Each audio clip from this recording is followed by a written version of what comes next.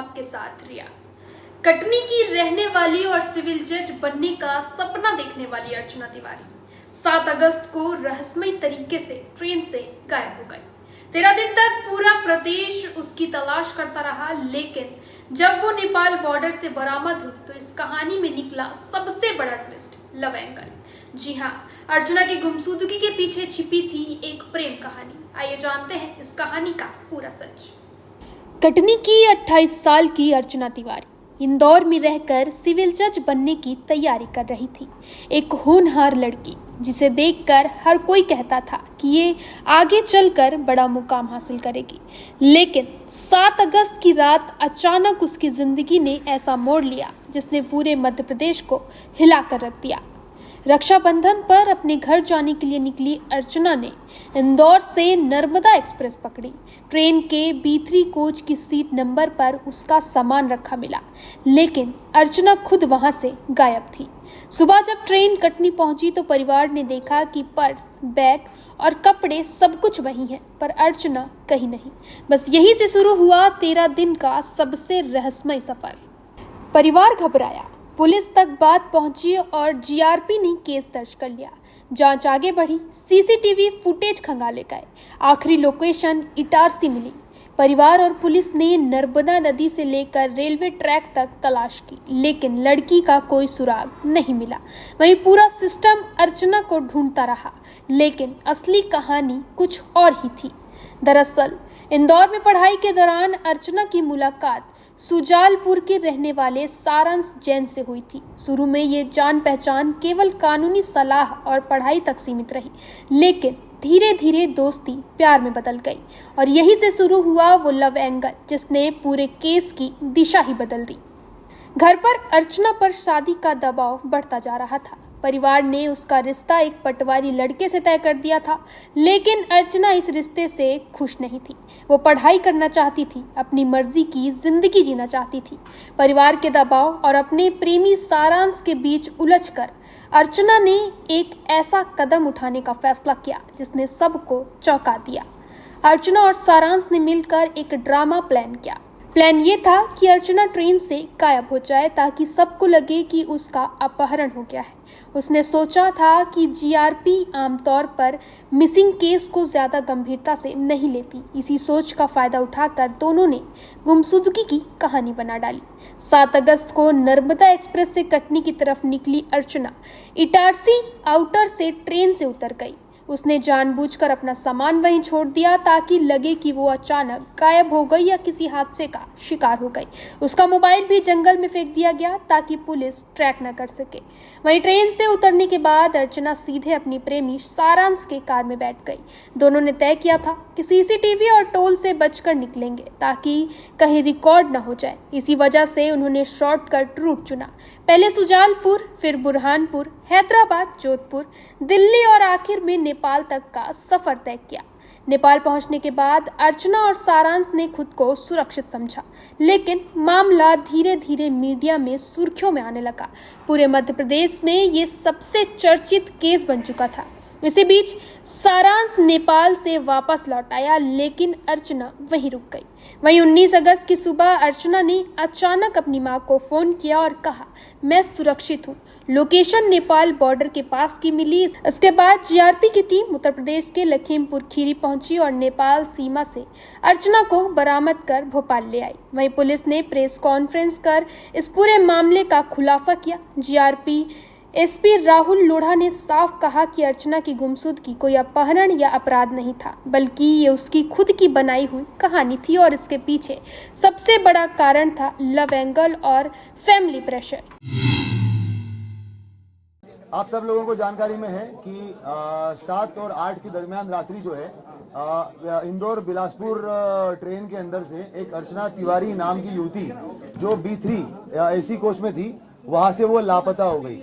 जब से missing report कायम हुई है उसी दिन से हम लोग जो है वो उस लड़की को ढूंढ रहे हैं, मगर उसके बावजूद जो है लगभग 10 से 11-12 दिन तक हम लोगों को वो ढूंढने के बाद में आज फाइनली नेपाल बॉर्डर से लड़की को बरामद किया गया है।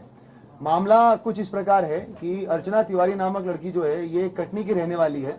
वहाँ से उसने अपना ग्रेजुएशन कंप्लीट किया हुआ है। वहाँ पर ये जो है वो स्टूडेंट छात्रा नेता छात्रा वगैरह भी रही हुई है एनएसयूआई से। उसके बाद में फिर ये 2 साल तक जो है वो जबलपुर में प्रैक्टिस करती थी एडवोकेट की। उसके बाद इंदौर में ये पिछले 1 साल से एडवोकेट की वकालत कर रही थी।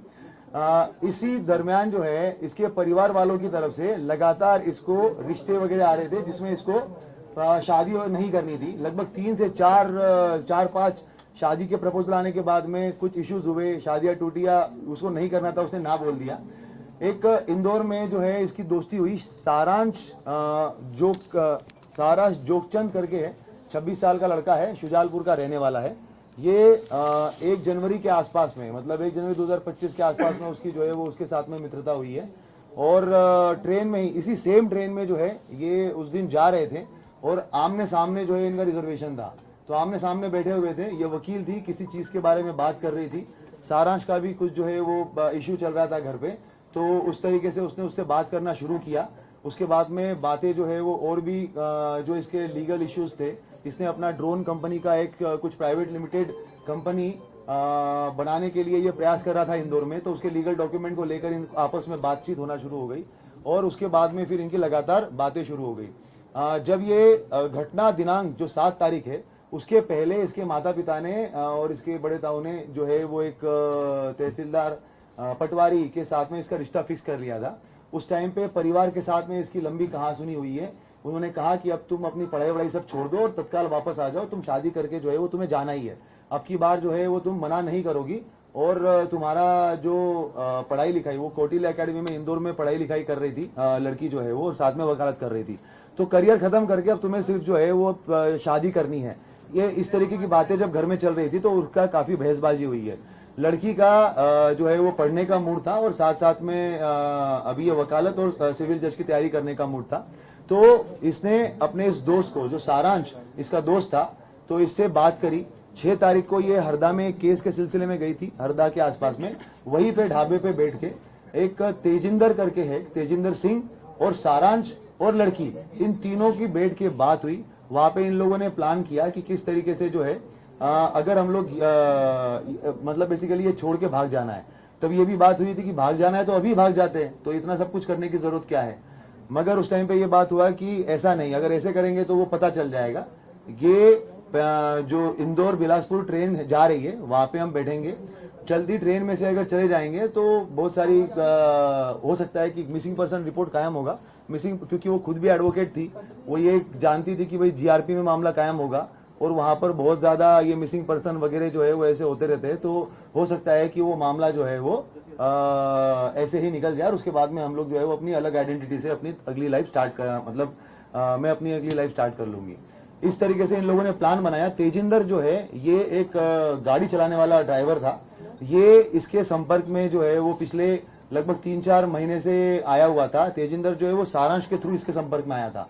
ये कहीं पे भी जाती थी, माहेश्वर या बाकी जब जगहों पे, तो ये तेजिंदर के साथ में ही जाती थी, तो तब से इसको जानती थी। ये इटारसी रेलवे स्टेशन के पास में रहता था, तो इनकी बात हुई कि कहां पर सीसीटीवी कैमरे नहीं है। तो तेजिंदर ने बताया कि इटारसी रेलवे स्टेशन जो है वो मैं बहुत अच्छे से जानता हूँ, वहां पर जहाँ पे कैमरे नहीं है वहां से मैं इसको लेके चला जाऊंगा। तो ये डिसाइड हुआ कि ये इंदौर से बैठेगी। उसके बाद में फिर जब ये ट्रेन में बैठी है तो इसने सारांश को फोन किया है। कपड़े जो है वो सारांश शुजालपुर में रहने वाला है सारांश, और इंदौर में अप डाउन करता है।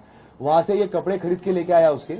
ये एक अपनी XUV 700 XUV गाड़ी से जो है वो बाय रोड वहां पे इटारसी तक आया और नर्मदापुरम तक आया। नर्मदापुरम में इसको तेजिंदर मिला। तेजिंदर के साथ में इसने उसको कपड़े दिए। तेजिंदर जो है वो नर्मदापुरम में ट्रेन में बैठा हुआ है। ट्रेन में बैठने के बाद में इसने लड़की को कपड़े दिए। उसके बाद में जो सारांश है ये लड़का पहुंचा इटारसी बाय रोड। उसके बाद लड़की ने जो है वो अंदर ही अंदर कपड़े वपड़े चेंज किए ताकि उसको कोई पहचान ना सके। उसके बाद में ये A2 B3 कोच में ये थी, मगर ये A2 कोच से अलग से बाहर निकली इटारसी में। इटारसी में ऐसे बाहर निकली कि क्योंकि तेजिंदर को पूरा पता था कि कैमरे का सिस्टम कहाँ कहाँ पे है और कहाँ पे नहीं है, तो आउटर एरिया में इसने जो है वो लड़की को उतारा और वहां से उसको लेके चला गया। और बाहर जो है वो सारांश वेट कर रहा था।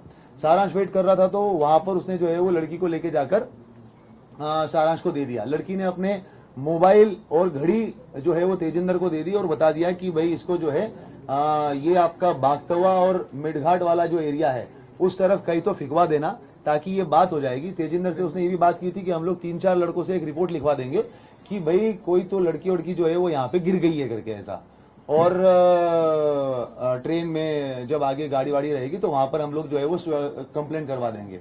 ये सारी बातें हो गई और उसके बाद में उसको मोबाइल और घड़ी वगैरह दे दिया। लड़की जो है वो सारांश के साथ में आगे चली गई। कोइंसिडेंटली सारांश ने एक व्यक्ति को भी साथ में लेके आया था, तो वो भी उसको भी हम लोगों ने राउंड अप करके उससे बयान लिए हुए हैं, वो चश्मदीद गवाह है। उसके बाद में घटना ये हो गई कि तेजिंदर को उसी टाइम पे दिल्ली की पुलिस उठा के लेके चली गई। क्यों? कारण तेजिंदर जो है वो किसी फ्रॉड के मामले में आरोपी था। तो उसी रात, सेम रात को 1 बजे जो है वो ये घटनाक्रम होता है और अगले 1 घंटे में तेजिंदर को पुलिस उठा के लेके चली जाती है।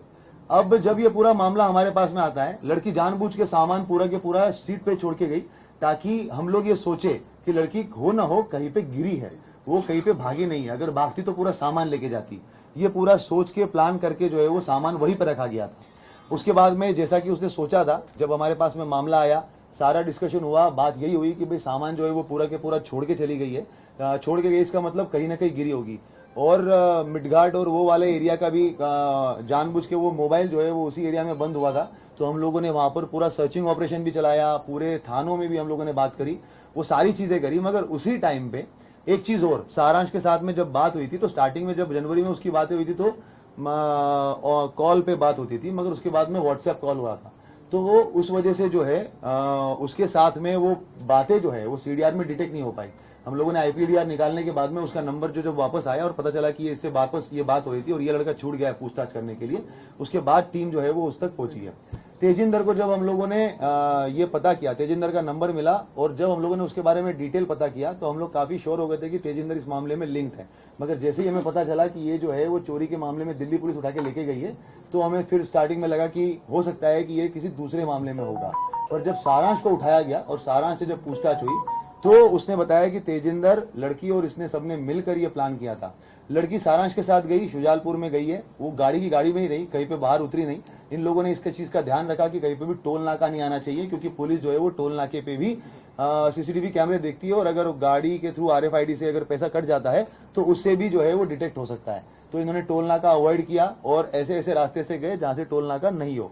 शुजालपुर गए, शुजालपुर के बाद में फिर ये ऑर्बिट मॉल के आसपास से कहीं से इन्होंने एक दूसरा मोबाइल खरीदा।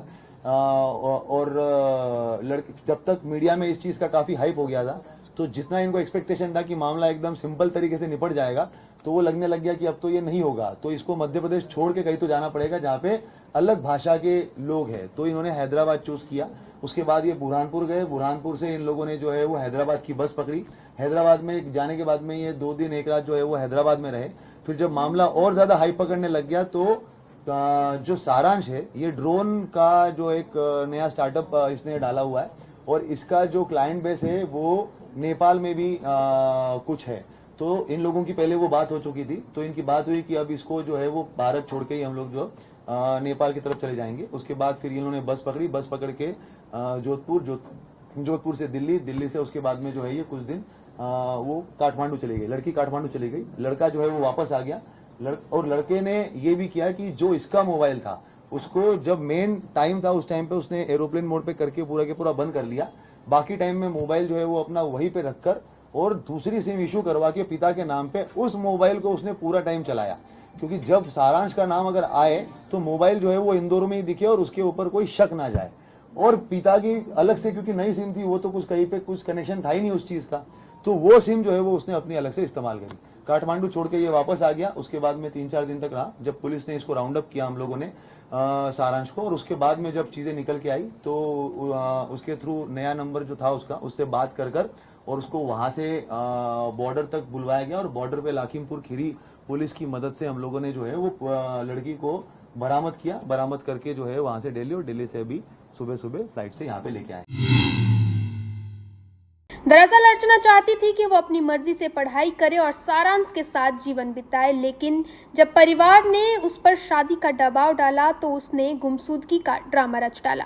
इस दौरान तेजिंदर नाम का एक ड्राइवर भी उसका मददगार बना, जिसने उन्हें ट्रेन से उतरने और सीसीटीवी से बचकर निकलने की सलाह दी। हालांकि पुलिस का कहना है कि इस पूरे मामले में कोई क्राइम नहीं बनता, क्योंकि लड़की अपनी मर्जी से गई थी।